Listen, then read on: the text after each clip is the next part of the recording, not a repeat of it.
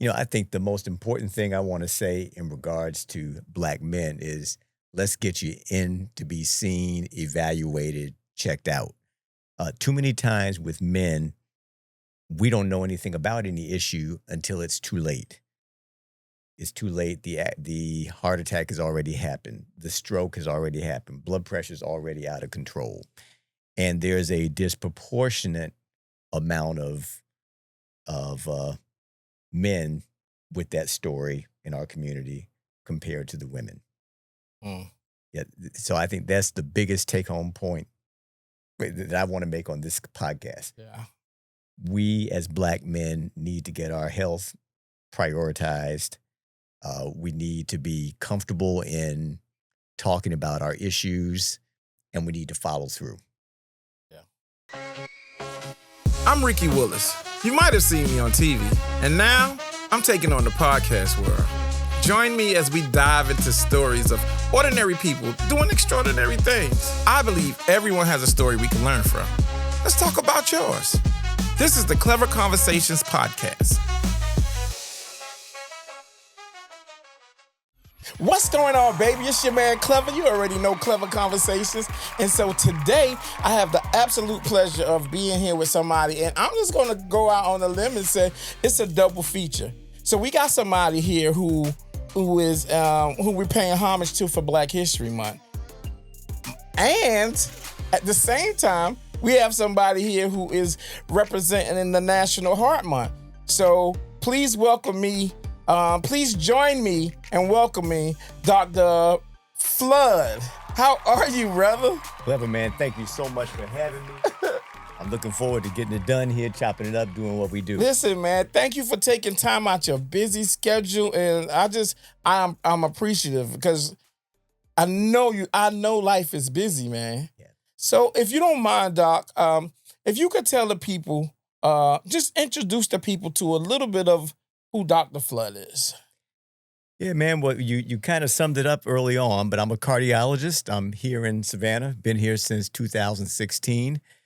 Grew up in the great state of North Carolina and moved around a little bit, spent some time in the D.C. area and down in the Caribbean. Wanted to get back to my southern roots, so here we are. I work primarily out of St. Joseph's in Candler and South Coast Health over on Eisenhower. So we're glad to be here doing what we do. Come on now. So, all right. So here's the thing. With understanding it was Black History Month and National Heart Month, I wanted to have the luxury and pleasure of being able to speak with somebody in that realm. And so I put on a post, anybody know any cardiologists? Anybody know? Your name came up. And so, one day, sitting there talking to my daughter, and my daughter was like, Dad, I know somebody at the hospital, and da, da, da, da, da. You think we should speak to him? I'm like, yes, let's speak to him. And come to find out, you are the Dr. Flood that people were flooding, no pun intended, my page about, man. So I am honored, man. Like I'm honored to have you, really. Actually, the honor is mine. The honor is to actually be here, get a chance to meet you, talk about what we do, talk about the importance of heart disease, talk about how it affects our community particularly, and hopefully get a chance to reach some people and spread the knowledge and hopefully do some good. Yeah. So let's talk a little bit about the beginning of your journey. The beginning of your journey, if I remember correctly, if I read correctly, started in Chapel Hill, somewhere in that area. Yeah, man. I'm a big Tar Heel now. Don't get me wrong. Yes, I went to UNC. Okay. I stayed there for 8 years. Did my undergrad there, medical school there. There was this guy there named Jordan when I was there. He played a little basketball. Yeah, I think I heard of him before. It was like Michael or something like that? Yeah, something like that. Something like that.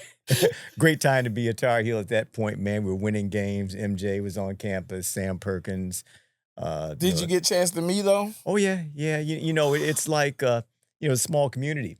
Yeah. Small community. So you get to know those people, like you would anybody else in the class. Wow. So it's kind of cool.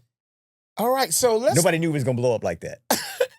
Well, I would like to You know what happens, Doc, is people don't really give me my due for teaching him everything. Okay, well, I Yeah. didn't really. So there's a reason for that? Yeah, it's definitely a reason why they don't credit me to showing Michael Jordan all of those things. They don't credit me either. And I was there. So, what made you want to get into cardiology? Well, kind of a long story. I come from a family where there's a lot of heart disease. Wanted to go into medicine. And as I started to pair what I like, what I think my strengths are, it really came down to I wanted to be the type of physician that could build relationships with patients so that I could see you, maybe see someone else in your family, and over the course of time, get to know them and not only treat things that are happening right then, but hopefully prevent some things from happening later. Right. But I also wanted the ability to get in and use my hands and fix some things. And in interventional cardiology, you can do that. One of the things I like best and get the most fulfillment from is actually helping emergent patients with heart attacks and opening up blocked arteries and kind of trying to save some lives. So I like that. I get off on that. That's exciting, It man. is. So, as far as cardiologists, um, correct me if I'm wrong here.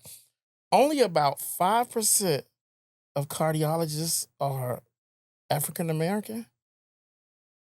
That is true, and you may be bumping the numbers up a little bit. At Okay. one point, uh, it had dropped a little below that. It may be back up. I haven't looked at that data specifically in a couple of years. But your point is, and your point is well taken, is that we are underrepresented. Whether it's 5%, 3%, 6%, we need more. And it does make a difference. It does make a difference. Uh, I've had several people mention to me how critical they feel it is to have one of us treating one of them. uh, and I think it does make it a lot easier for some people to approach me with their problems and to talk about some of the things that are going on with them, both health wise and personally. Yeah. And it all ties together. It all ties together. Excuse me. I think that it's really important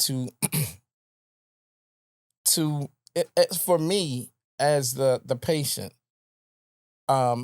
It's one thing to know that, okay, well, I'm going to a doctor to see a doctor, but it's a whole nother thing for me to know that I'm going to a doctor that understands the family history, that understands grandma and granddad's situation.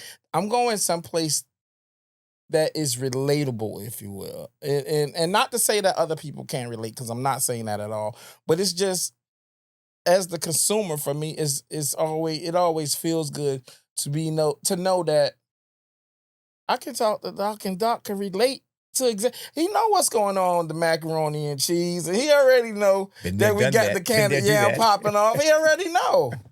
So I think that is important. How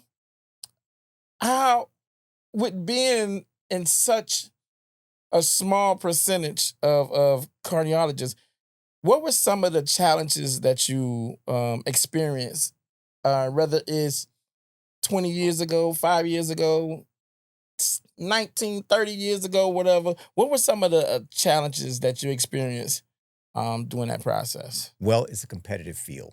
Okay. So you always know you're going to be one of a few at best, and often the only one. So when you're trying to get through the grind, get the information, get the knowledge, put in the work, as we say, you feel very alone. You feel very alone and don't necessarily feel supported. And when you do have support, you're not always sure how far you can take that. It can be an isolating experience. Man. So one of if you can, one story of one of those challenging incidents that you had to go through. if it's something that you can talk about. Yeah, I'll give you an example, and I think it's very pertinent. When I was looking to do some advanced training in the field so that I could be ready to do things and kind of fly on my own, uh, definitely had put in the time, had done the right things, was up on my knowledge and what I needed to do, and went to talk to the person that made the rules and made the decisions. And the answer was essentially, well, we're not sure we're going to take you to the next step because we're not sure we need to, and maybe you should just stay where you are. Wow. It just kind of had to find another way to break that door down, Yeah. and I did. And that's what's important. What's important Yeah. is that we get through the door. Sometimes it's going to be a door handle. Sometimes it's going to be a sledgehammer. Sometimes it's going to be a 2019 pickup truck that you have. But what's important is that we get through the door. Yeah. So I think that's where the challenges are. You always have to make sure that you're ready, and you're probably over prepared for whatever the task is. But you know that there's always going to be some doubters, so you have to be ready to uh, beat them back. Got to be So ready to beat them back. we gotta fight back, right? Yeah. So during your let's talk a little bit about family. Mhm. Let's tell us a little bit about mom, dad, brothers, sisters, anything of that nature. Tell us a little I'm bit. the oldest of three children. Okay. Uh, Oh, Two, there are your siblings here in Savannah? no, no, I'm Okay. solo in Savannah. No, Okay. no immediate family here. Everybody's You in. got me, brother. I was solo in Savannah. Now I got you. Yeah, so most of my family's now in the DC Okay. area. Okay. Yeah, in the DMV, as they say there. Yeah. Yeah. Go-go music. Yeah, man. Yeah. With Chuck Brown. Chuck Brown, come on now. So Rare essence. mom and dad still here? Mom. Mom's still here? Mom. She's in the And- DC and- area too? Yeah, DC Okay. area, good health. Gotta Uh, love that. Dad had heart problems. Mm. So Did that play a part For sure. into your for journey? sure, it was not the sole reason, but being able to take some of those things, straight from the classroom, the textbook, the clinical experience To the kitchen home. table. It made a difference. Yeah. And to be able to understand what was happening and try to think of solutions and be a spokesperson to family members who wanted to know what, why, how, when, etc. It meant a lot. Yeah. Meant a lot. And I'm pretty sure to your family that was huge to know that my brother, or my son, or my uncle, or my family member is a doctor, and like they can talk to us about this on some realness. I'd like to think so. I mean, Yeah. that's a goal of mine. You always want to be able to be there for your family for whatever the case is. But in Right. this case, if I can be of some assistance medically, all for it. So you've been North Carolina, Mhm. DMV, Georgia, St. Thomas, Virgin Islands, Mhm. any place else? That's it. So let's talk a little bit about the different cultures and some of the different experience or things that you've seen, or maybe not necessarily a concern, but some of the differences in each of those areas Okay. as Okay. far as health and as far as the culture. You'd be surprised how similar the cultures are. Really? Yeah. So I grew up in rural North Carolina. Probably my next big stop after finishing school and all those things was actually metropolitan DC, as we just said. But the type of practice I was in was primarily uh, communities of African Americans. Had the same eating habits, the same issues, the same lifestyle as what I was accustomed to growing up. Right. When I left the DMV, I was in the Caribbean, and the Excuse me. type of food was a little different, but the mannerisms, a lot of the habits were the same. So I felt very much at home in all three venues. and being back in Georgia, I'm back in the South. I'm back home. Yeah, Yeah, macaroni and yeah, cheese, man. collard greens. And you can actually buy them in the store here if you need to. Yeah. So let's jump into something with a little weight on it, Doc. Mhm. Let's jump into the importance of um heart health as it relates to Black men. Let's if we could kill any myths, or I'm sure you heard a lot of people say, well, you have to do this or this. If you could kill any of those myths and just kind of like just put your feet on the ground with some facts or with some information that we should know, could you let us know a little bit about that? I think the most important thing I want to say in regards to Black men is let's get you in to be seen, evaluated, checked out. Too many times with men, we don't know anything about any issue until it's too late. It's too late. The heart attack has already happened. The stroke has already happened. Blood pressure is already out of control. And there's a disproportionate amount of men with that story in our community compared to the women. Mm. Yeah, so I think that's the biggest take-home point that I want to make on this podcast. Yeah. We as Black men need to get our health prioritized. We need to be comfortable in talking about our issues, and we need to follow through. Yeah. Yeah, I wish that I could sit here across from you, Doc, and say anything other than I'm guilty, but I can't because I'm guilty of waiting till the last minute. I'm guilty of waiting until my arm is hanging off and I got the duct tape and grandma not gave me You trying some to jerry rig something. and grandma not gave me some Robitussin to put up. I'm guilty, and my wife, she is like, you need to make sure you take care of your health. And the reality is, I mean, I know that I need to.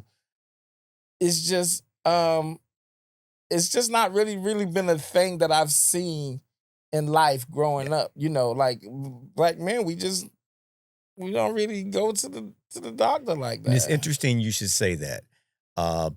When I first got here, like 8 years ago, whenever it was, I just had the fortunate occurrence to encounter several, what I will say, younger Black men, in their 40s and so on. Not the 75-year-olds that have already had problems, Right.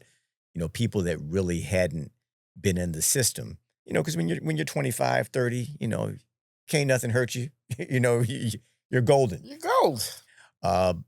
But these guys were starting to develop issues and needed some direction. And several times I heard, I'm only coming here because it's you, and I think I can talk to you about it. And that made it worth it to be here above and beyond anything else.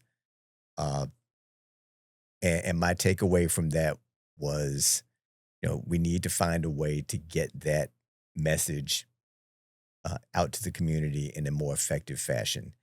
Come in, just things as simple as getting your blood pressure checked or checking your cholesterol or having somebody to tell you, hey, you really should stop smoking. Things like that. Please don't say I should stop smoking cigarettes. Please don't say that. I ain't saying a word, man. Doc, please don't say. Well, I'm gonna ask a different question. No, but that is a big thing. Again, with having somebody that you feel comfortable with, able to keep it 100 with you. Yeah.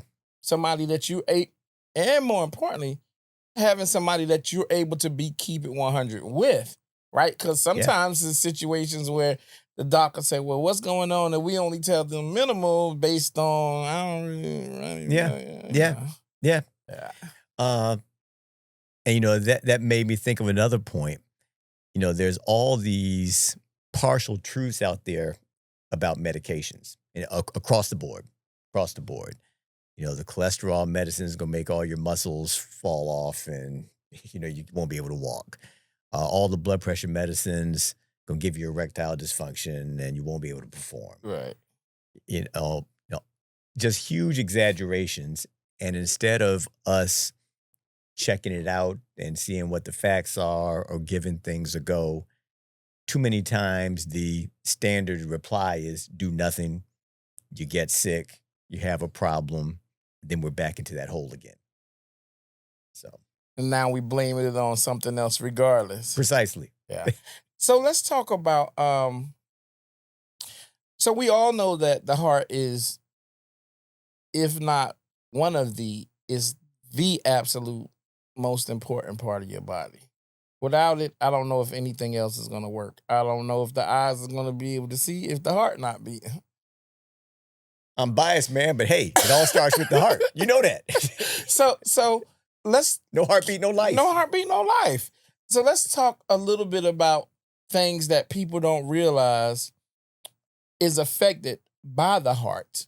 Other things that you've experienced in life where it's a situation where it might be a blood pressure, or gout, or any of those things, any of that kind of stuff that people take for granted and or just don't really realize all has to do with the heart.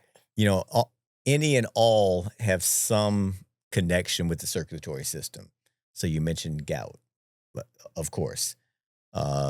Stroke, mini stroke, possible stroke, all that stuff is cardiovascular system. Diabetes, huge.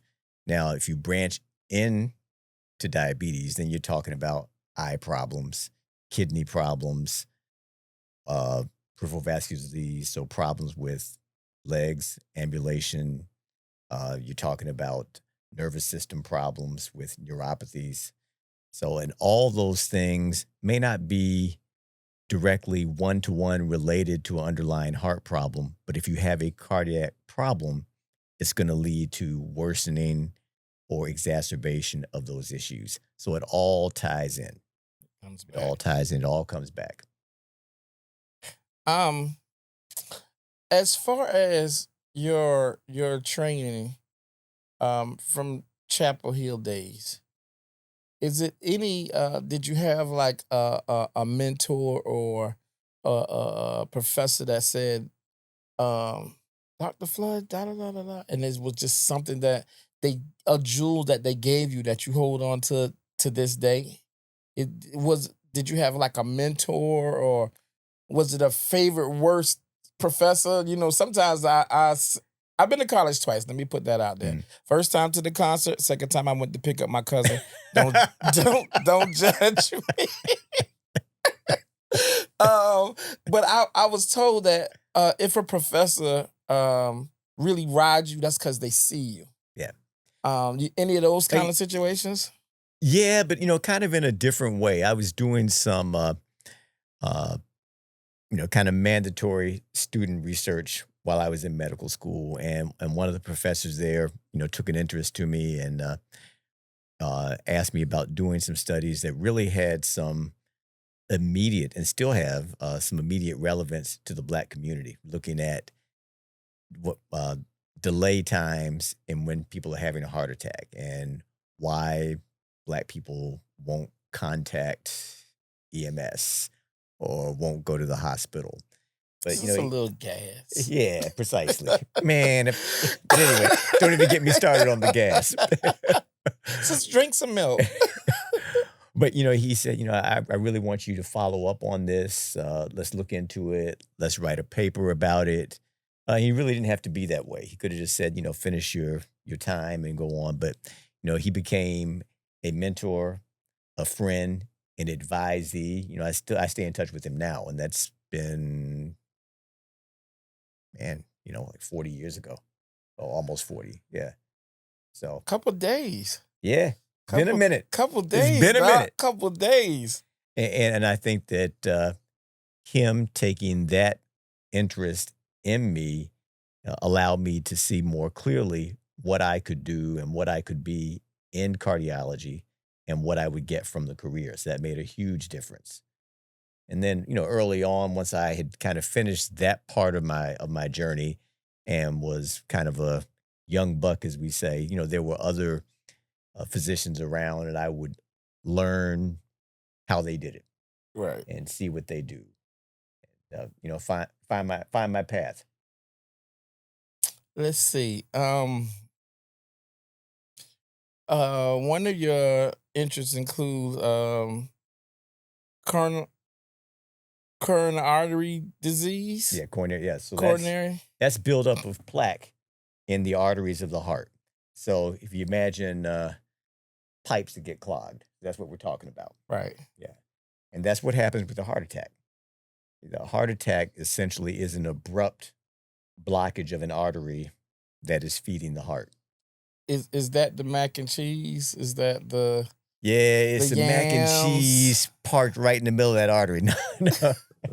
No, it's a combination of cholesterol, blood clots, uh, smoking increases the risk. So that's what that's what I like to go after. Yeah, That's what I like to go after. I love it. I love it. Um, how has the field of cardiology changed over the years? And what advancements are you most excited about, or that you saw that was like, yo, that we needed that? Man, just the technology, the equipment. I've talked a couple of times. I've alluded to opening blocked arteries, but the way we can do that now, the speed at which we can do that, the uh, the equipment that we use, so much faster, so much better, so much more knowledge. Uh, there's going to be a huge number of applications with AI in cardiology, uh, and we can now fix valves and so on without making an incision in the chest. So there's all sorts of things in cardiology, and that was one of the things that kind of pointed me in that direction. I feel like cardiology is the field where you can have a long term relationship, like we talked about a few Right. minutes ago, but there's plenty of bells, toys, whistles, and technology that there's always going to be something on the forefront that if you're interested, you can learn how to do it. I can imagine. Well, I know how technology changed. Somebody I know that had some surgery. They didn't have to go through some kidney surgery. They didn't have to go through the old day when got that forever scar. Hmm. Hmm. Some punctures here and kind of being able to Yeah. handle your business within. So that's technology is Yeah. I mean, we can make an incision right here and open up a blockage in your heart from right here. wow, Yeah. wow, So it's impressive what can be done. man. Okay, so again, representation matters, and so when you see how people see you in this field and people of color in this field, how does that feel? Like w- when somebody say, "Man, I'm going to Doctor Flay. He's a black doctor, and he knows this."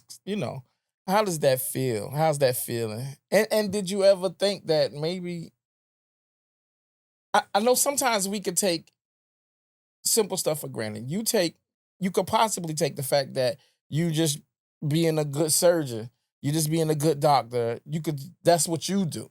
But we, on the other hand, see it like, yo, this is huge, man. Clever man is validation. It's validation. Uh, because anything you do, when you're doing it every day, there's the danger that it becomes routine Yeah. in your head. It's what you do all the time. You not think, oh wow, this is great. This is what you do. Right. Uh, but then when you have a chance to kind of sit back, and or you get the chance to talk to a family or talk to a patient, and you realize the impact that you're having, then it's huge. It makes all the nights that you're up, all the long days, makes it all worth it. So That's cool. That's pretty huge. Let's see. Um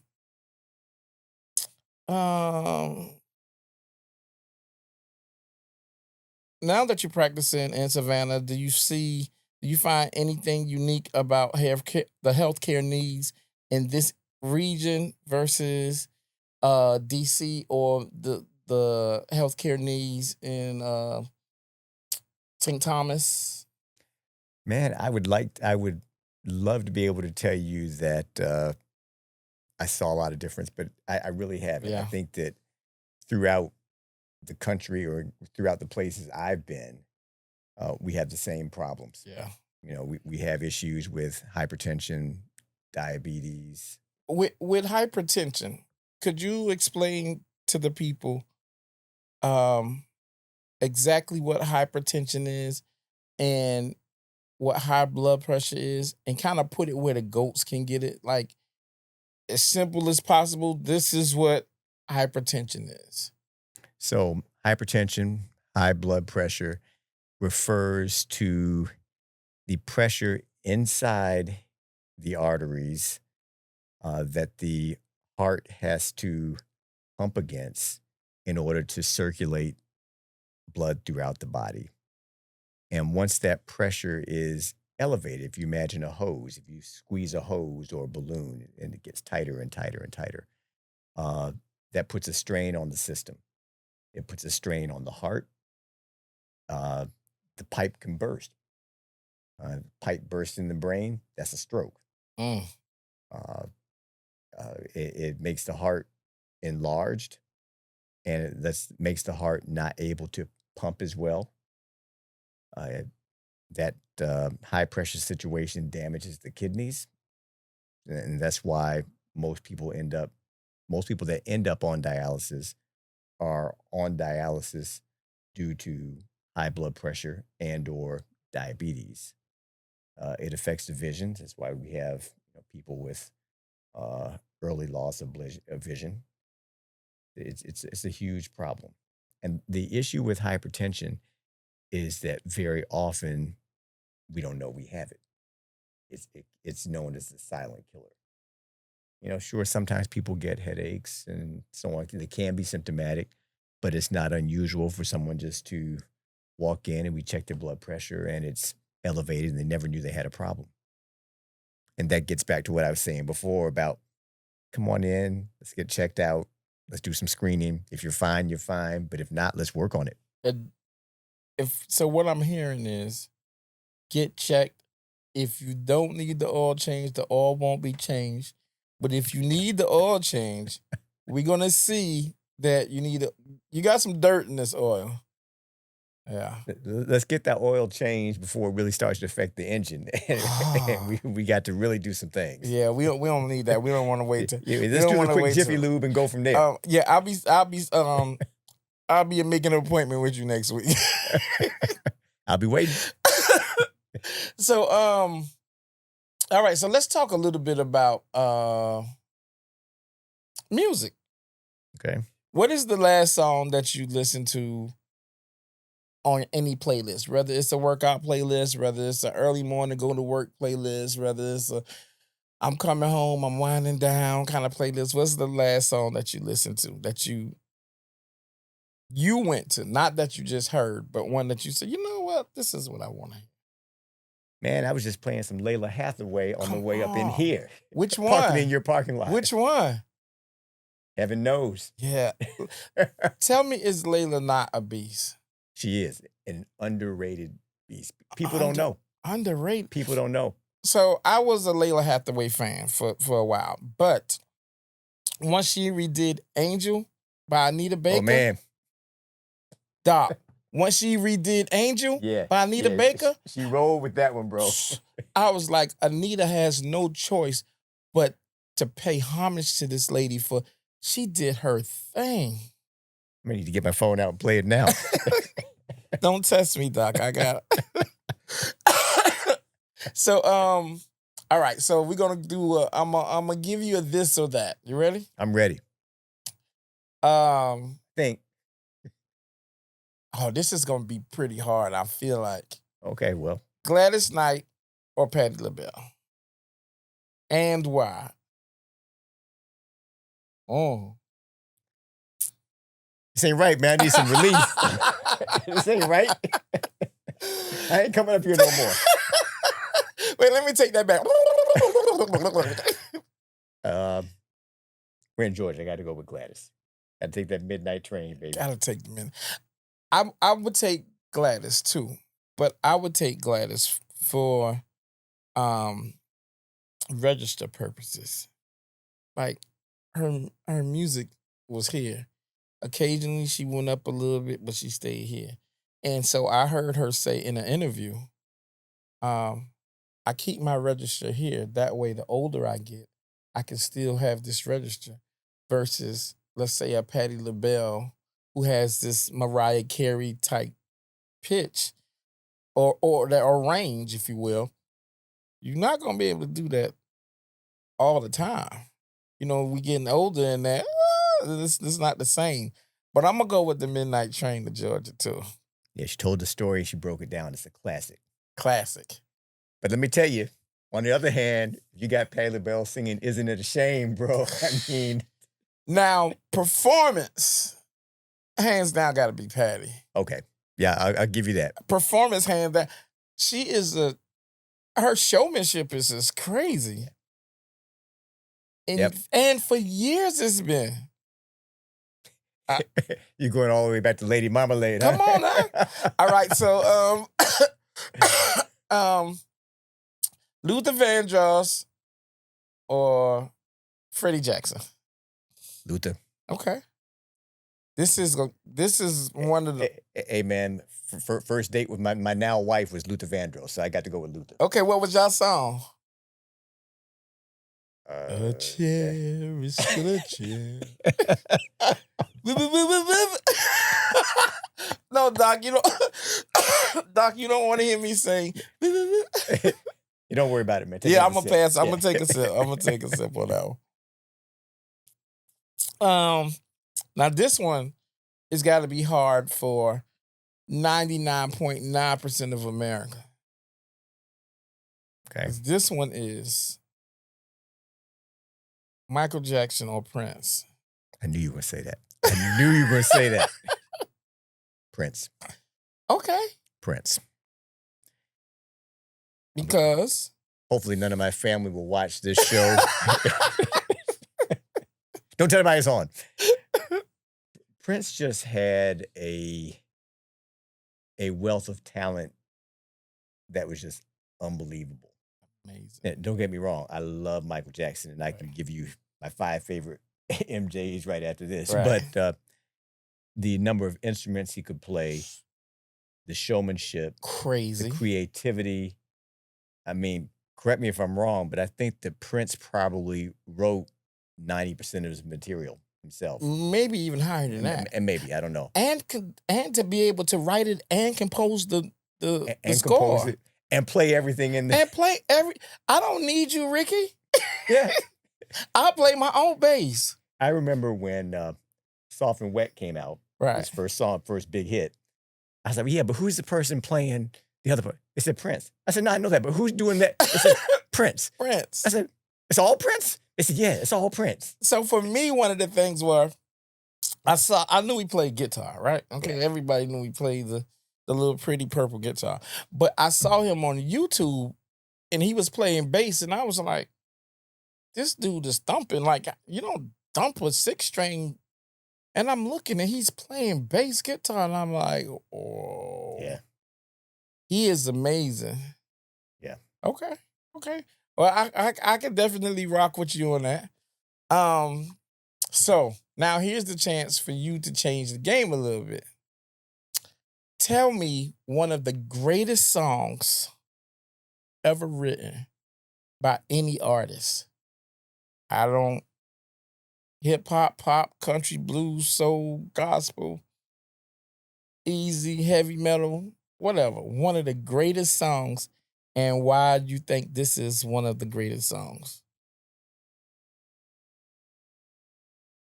You wasn't ready for that one. Nah, man. I was not ready for that one. I was not ready for that one. While you doing it, I'm going to tell you one of mine. It's Ass by Stevie Wonder. As the robin, Songs in the Key of Life. Yes, sir. That song to me just, like, no matter what the feeling is or what my day was, that song just it's like it's like energy for me. So I think that's one of the greatest songs ever written. For me, I got to go with "On Your Face" by Earth, Wind and Fire.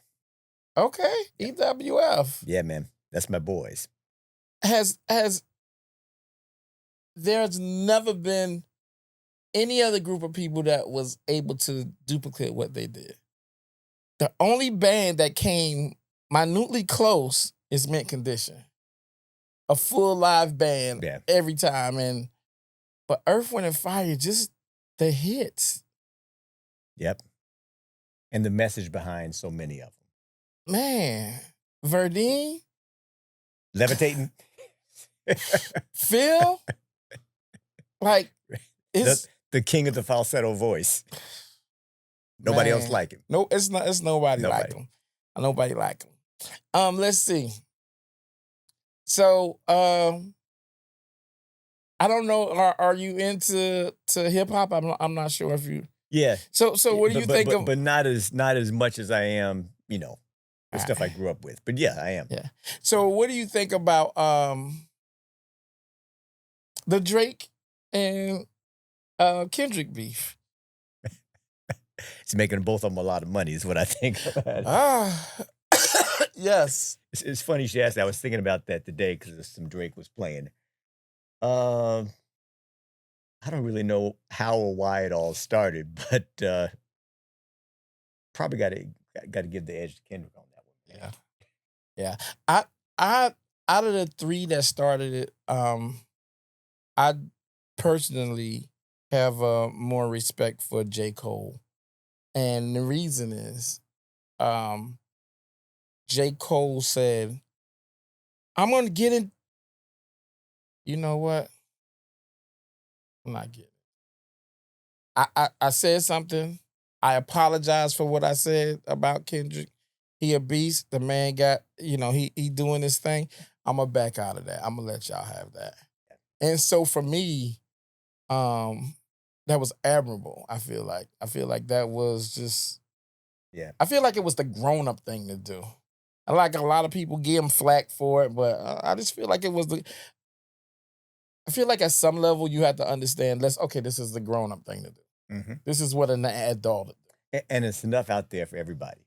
Everybody could win. Yep. With you being, you were Moorhead Scholar, UNC, what impact did the scholarship and experience have on your journey in medicine?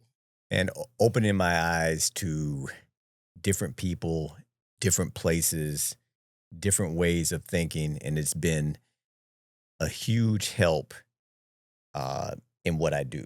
Because I don't know who's going to walk through the door, and I have to find a way to relate to them, understand them, help them get to the root of the problem, and figure out the best path to help them.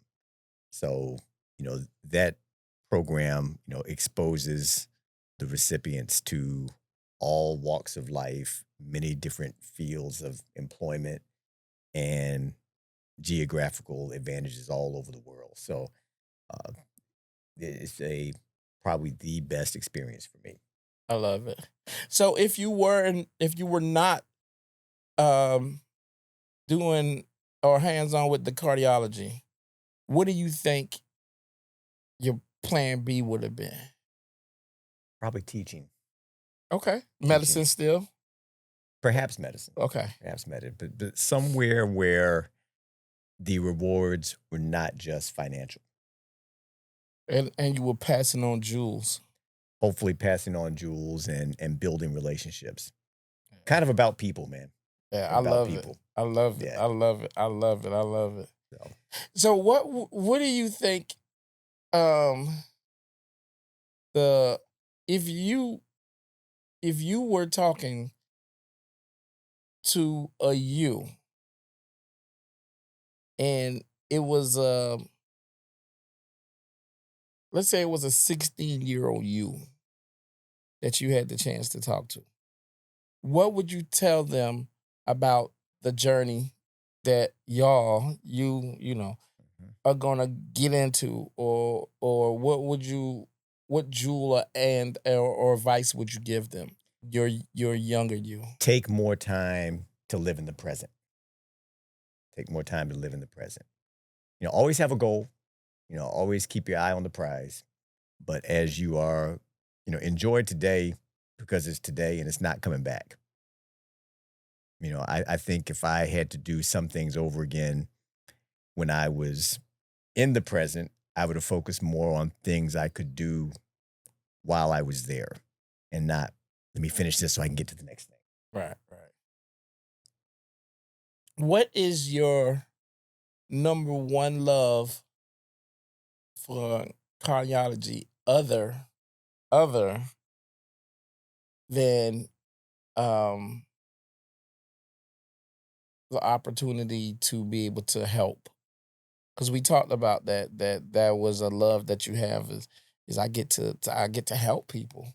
So other than that side of it, let's what would you say is another love that you have for cardiology? Is it the seeing things change? Is it just the enjoy going into? It's opening blocked arteries. Okay.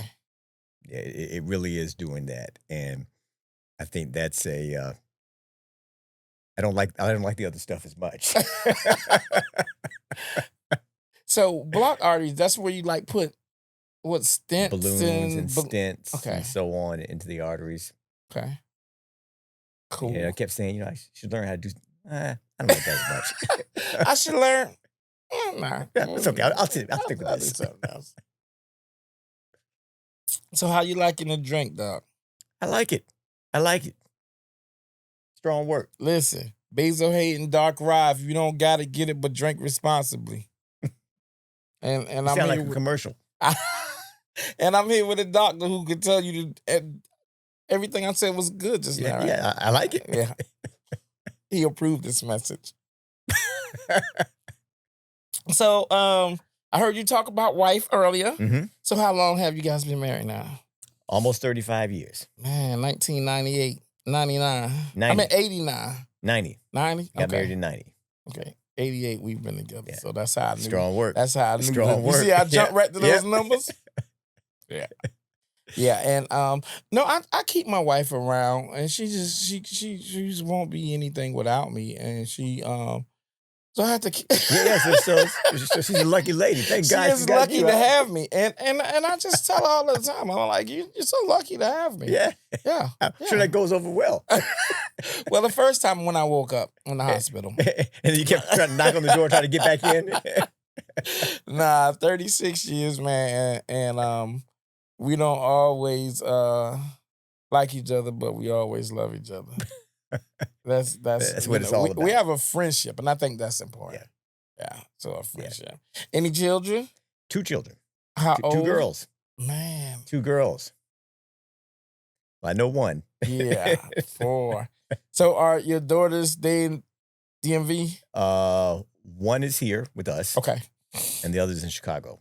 Chi-town. Freezing her butt off, probably. Man, listen. They got all that snow, man. They can have that, bro. They can have all that cold, Doc. They can have it. I want flip-flops and shorts in January. That's what I want. So what would be anything that you would tell the people as far as the importance of maintaining a healthy heart, getting checked? Can you tell the people, give them some weight? They kind of pay attention to me a little bit, but not really. But you're a doctor, so they will listen to you. I just want people to be aware of what their risks are. I think that if we know what the risks are, then we're prepared to take action. I'm afraid of being blissfully ignorant of what's happening. And by that, I mean, know what your blood pressure is.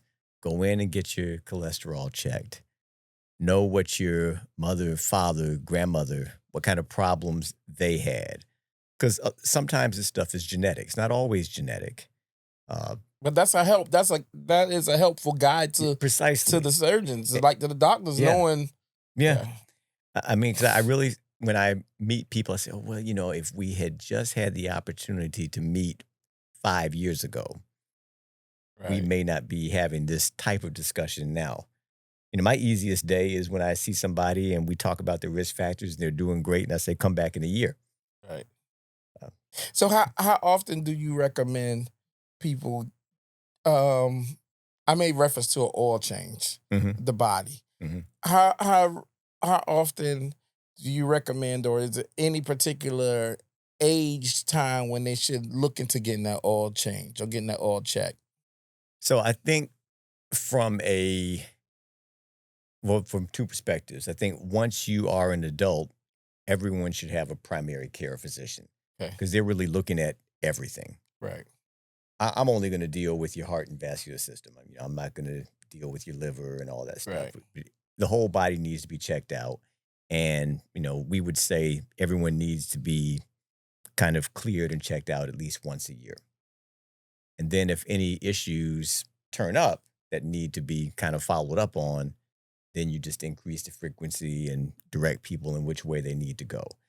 And then on my side of things, if you have any of the following: diabetes, hypertension, high cholesterol, family history, probably need to start being screened around the time you get 30, assuming that you don't have any symptoms before then.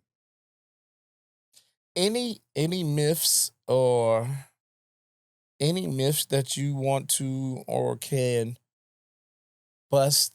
I'm sure you heard a whole bunch of stuff.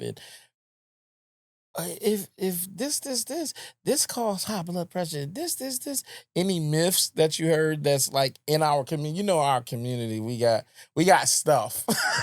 We got stuff in our community, and any myths or untruths that you can debunk, or that comes off the top of your head right now that you will be able to Well, debunk. well see, I think the problem with that is that myths arise because there's always a kernel of truth Into it. in the myth, and then it grows into an urban legend. Right. Okay. Got you. Well said.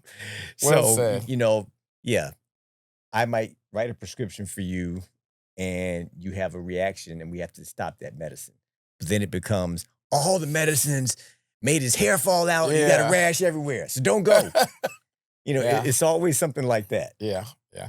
And again, that just one more superstitious type situation that we could use in our community to not get Yeah. tested, to not get checked. And that there's good reason for there to be some distrust in our community. I mean, historically, you can go back to the Tuskegee experiment and Yeah. so on, where things were done to On us purpose. that obviously were not right.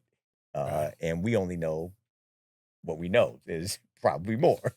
Facts. So I mean, you understand it, but it's part of my role is to try to get people in and help them understand that the system itself isn't always out to get you. There are people within the system that want to do us right. Yeah. Everybody is not against Yeah. us. Doc, tell people how they can reach you, or if they was somebody want to get in touch with you and see about come getting that oil change. Tell We're people. open for oil changes. And you get a bottle of water when you're there. Get checked up and to just to make sure that they get checked up, because although we made some fun but it is a very serious thing, getting checked. And again, I'm guilty of waiting till the last minute and not doing it. So I'm guilty, but I'm working on it now.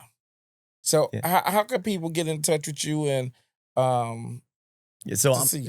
yes, I'm affiliated with South Coast Health. So we're at 1326 Eisenhower here in Savannah, and the phone number is 912-527-5300. Also associated with St. Joseph's Candler Hospital on Duran Avenue, and also at Mercy and Abercorn. So I'm always in one of those three places. That's good stuff. You heard them, man. Listen, so you can call any of those hospitals. You can call St. Joseph's. You can call Candler or Eisenhower. South Coast. South Coast. and we can get in touch with the doctor. Listen, if you guys are in need, do what I did. I said, I need a cardiologist, and his name just flooded. You see what I did there? His name flooded my system. So, Doc, we really appreciate you coming out, taking your time, and especially on today, and getting away from the family and friends and coming goofing off with us a little bit. So we want to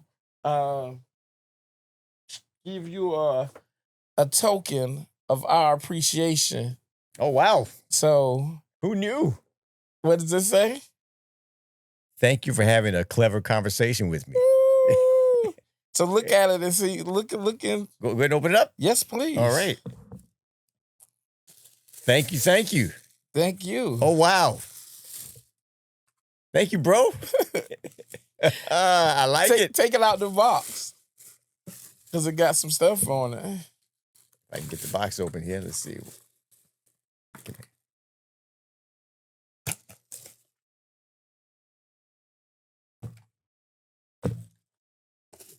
Oh, man, this is sweet. I'm going to be loading this up tomorrow morning.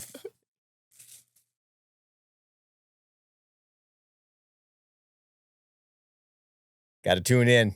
Tune in. Tune in. Listen. I love it, bro. Thank you. Thank you. You got a couple other things in there. Let's see what there's else. more? Yeah, but wait, there's more.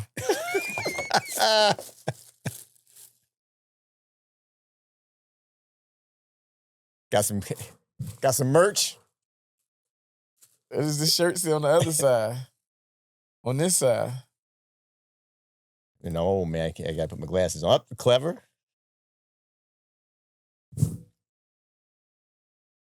Look at this side, Doc. I had a clever conversation. Oh, yes, sir.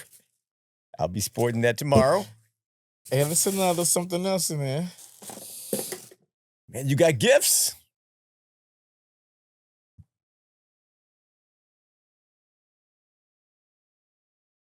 Sweet. I had a clever conversation.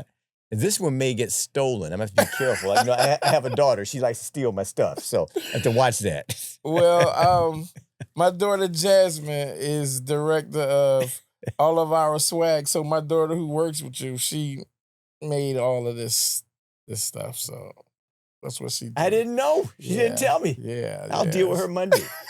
That's what she do. She do all these t-shirts and stuff. Sweet. So. And Doc, man, listen, we appreciate you taking time to come and goofing off with your boy for a little while. So thank you again. Yes, sir. And we like to end every episode by saying 2 fingers, 1 love, peace, love. We out here.